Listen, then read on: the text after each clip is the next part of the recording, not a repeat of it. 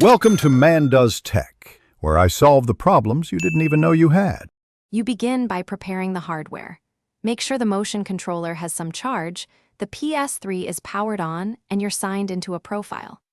Once done, plug the USB cable into the Ps3 and the controller.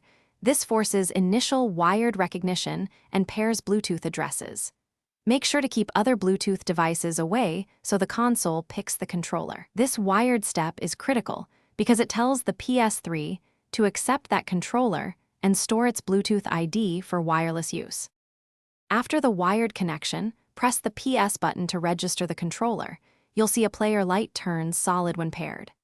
Next, navigate Settings, then Accessory Settings, and open Manage Bluetooth Devices to verify the controller appears and is active. Once confirmed, disconnect the USB cable and the Ps3 will try a wireless connection. The player light should remain solid.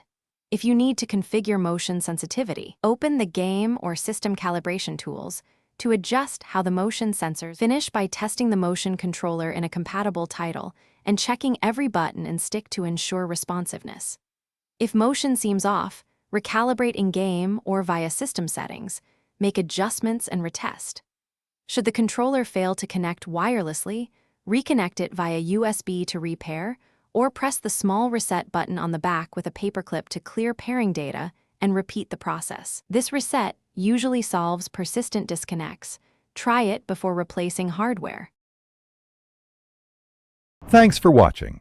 If you found this helpful, don't forget to like and subscribe.